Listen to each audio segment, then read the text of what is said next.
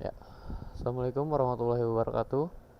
Perkenalkan, saya Stephen Baktiar dengan NIM A11 2022 14691.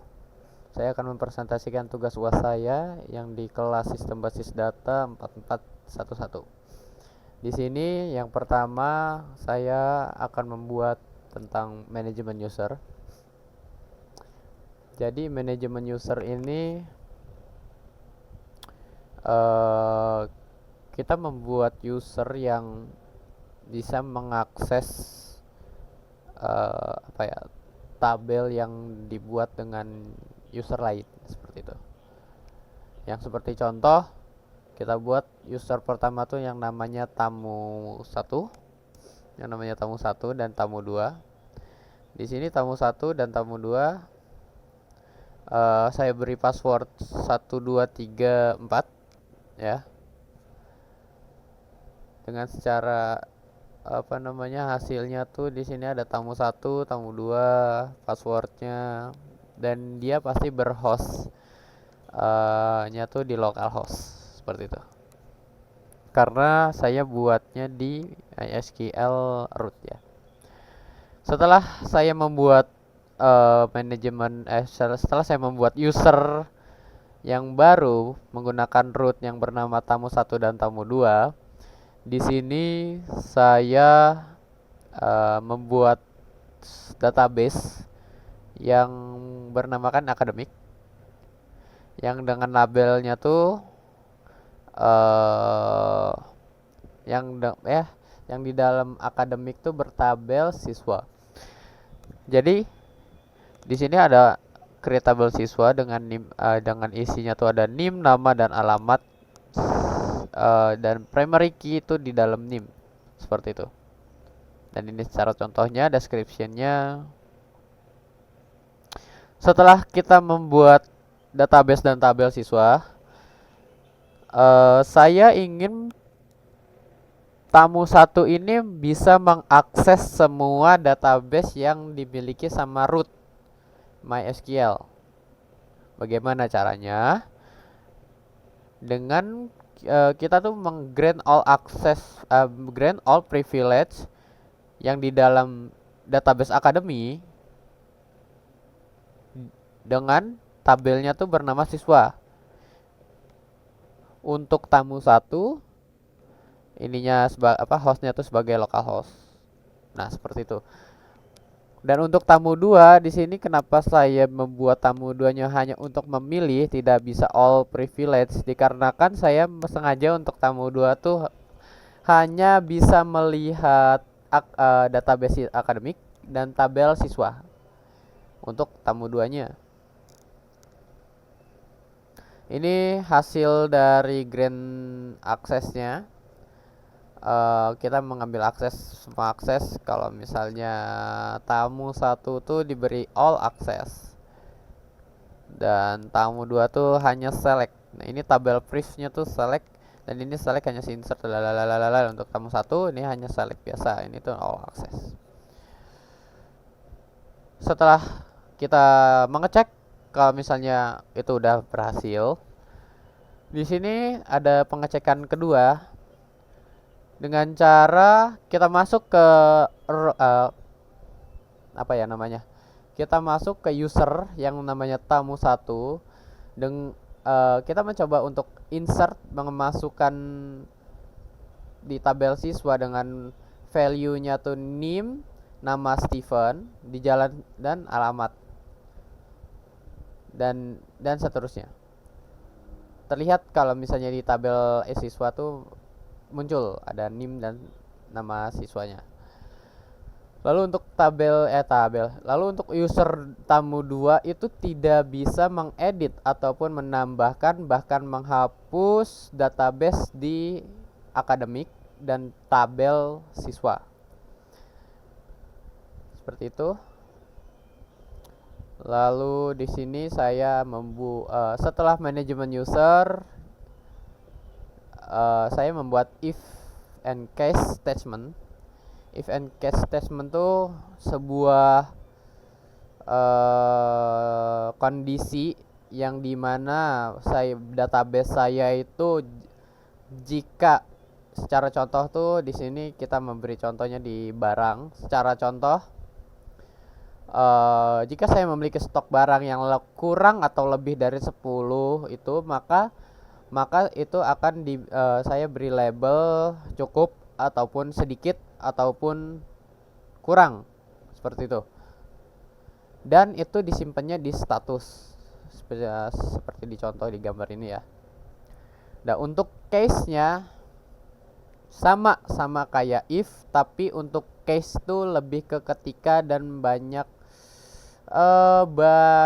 kondisi yang bisa kita masukkan seperti itu. Di sini kan ada case ini ada suatu case ketika stok kurang lebih dari 15, 10, 5, memiliki label banyak banget, cukup, sedikit, bahkan kalau misalnya nggak ada yang lebih nggak ada yang di nomor ini, itu diomonginnya tuh kurang dan itu disimpan di status. Lalu di sini saya setelah if and case kita mencoba manajemen transaction. Nah, di manajemen transaction ini saya menggunakan database saya A11221461 dan membuat tabel baru yang bernama to users. Nah, setelah saya membuat tabel baru, saya langsung mengisinya dengan value-nya tuh satu sebagai ND dan kedua tuh Wati. Nah, kenapa saya di sini menggunakan rollback? Karena di sini saya berniat untuk Wati-nya tuh tidak dimunculkan kepada select di saat saya melihat show tables. Seperti itu. Saya lupa menunjukkan di sini. Lanjut. Setelah Wati setelah saya mengisi tabel user, di sini saya mencoba untuk membuat tables to accounts dan transaction sekaligus untuk mengisinya. Ini table account, ini gambar untuk pembuatan table account dan transaction, dan ini pengisian untuk table accounts gitu. Nah, untuk transactionnya saya tidak mengisi transaction dikarenakan nanti transaction akan menjadi wadah untuk prosedur yang akan saya buat. Di sini prosedur yang akan saya buat ya bernama tuh transfer. Di sini transfer tuh kita untuk transfer untuk memasukkan di sendernya, terus ada receivernya juga, terus ada total dari pengirim ataupun penerimanya. Di sini saya masukkan desimal, didesimalkan.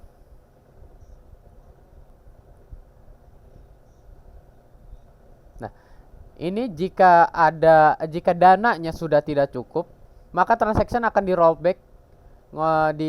rollback dan dikembalikan. Kalau dananya tidak cukup, maka tidak akan bisa dimasukkan dananya kembali sampai itu tidak bisa ke minus. Nah, jika dananya cukup, maka transaction akan dibilang tuh sukses full. Dengan rumusnya tuh balance dikurangi jumlah di mana itu sebagai pengirim ya. Kita zoom in aja. Nah, sebagai pengirim itu kalau rumusnya tuh balance dari balance account-nya tuh dikurangi jumlah yang dia punya. Lalu untuk penerimanya tuh total balance ininya dan jumlah yang diterima dia ditambahkan jumlah yang diterima dia. Nah, jika di sini ada jika pemilihan balance dari account itu sama dengan penerima dan itu kurang dari 0, maka itu rollback. Dan keluarlah rollback message yang dibilang dananya tidak cukup. Makanya ini tidak bisa menjadi minus. Nah, kalau misalnya bisa, nanti kalau kita akan masuknya ke successful. Bla bla bla bla bla bla. Nanti di akhir ini akan dia tuh setelah dapat sukses mengirimkan mentransfernya, maka akan diinputkan kepada transaction. Di sini ada account dan transaction type-nya.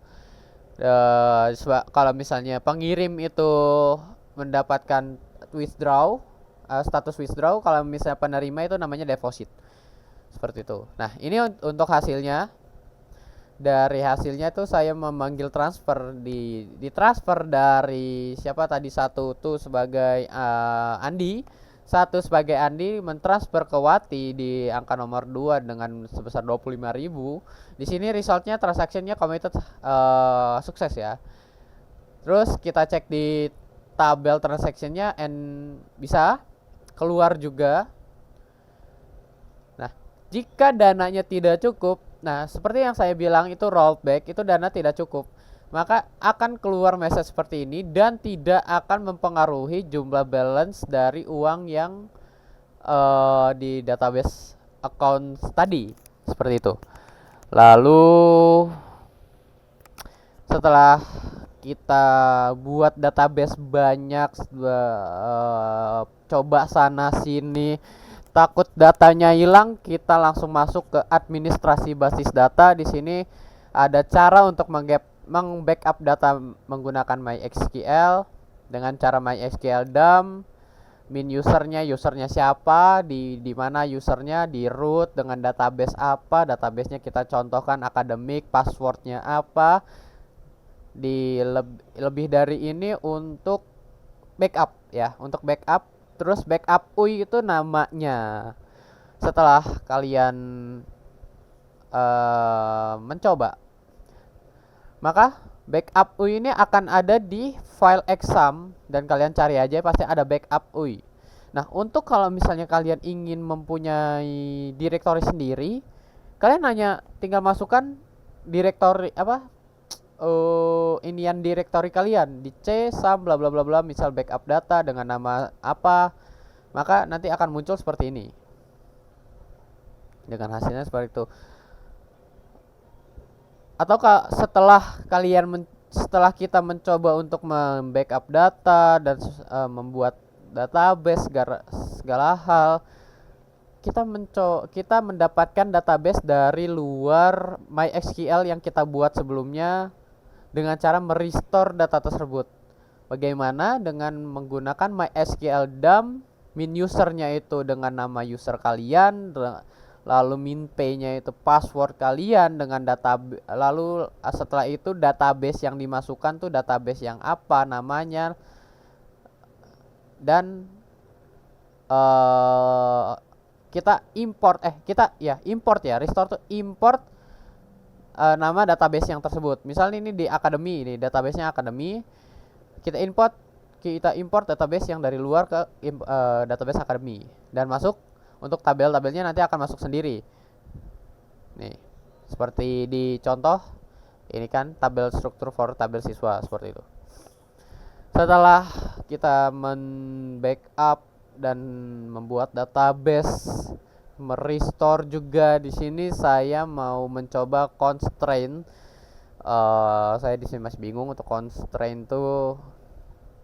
Kurang lebih dia tuh membuat primary key, yang saya tangkap nih kurang lebih dia membuat primary key dan foreign key menggunakan MySQL tanpa insert into gitu. Jadi ini menyambungkan constraint kan, constraint tuh menyambung, setahu saya kan itu menyambungkan lah kayak rantai gitu nggak sih gitu. Jadi dari database 1 menjadi database 2 itu disambungkan menggunakan cross train. Oke, bagaimana caranya? Di sini kita pertama membuat dulu tabel branch, lalu membuat tabel staff. Nah, di branch ini saya mau mencoba sesuatu apa ya namanya ya? Not null, tanpa mengotak-atik tabelnya, dengan cara kita menggunakan alter table. Bukan maksudnya mengotak-atik tabelnya tuh membuat tabel baru lah, tanpa membuat tabel baru. Nah, di sini saya mau mencoba position dari staff itu harus not null, tidak bisa dirubah, dan juga seksnya tidak bisa dirubah kecuali data pertama dimasukkan. Seperti itu. Dengan contoh seperti ini, dengan hasilnya tuh deskripsi staffnya tuh sebagai position and sex-nya di kelaminnya tuh di not null. Seperti itu. Lalu di sini saya seperti saya bilang kan constraint tuh banyak apa tentang foreign key kan. Di sini saya membuat foreign key-nya di staff dengan inputan branch no, sebagai referensinya tuh dari branch, di inputannya branch no.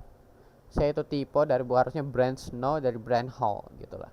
Nah, di sini aduh hasilnya nggak ada ya. Pokoknya nanti di sini ada hasil tuh di branch no-nya tuh ada nih. Oh ya ada. Ini ada di sini foreign key-nya dikasih lambang mul ya, seperti itu. Jadi mungkin segitu aja dari presentasi saya yang cukup singkat ini. Terima kasih untuk memperhatikan Bapak. Selamat malam. Wassalamualaikum warahmatullahi wabarakatuh.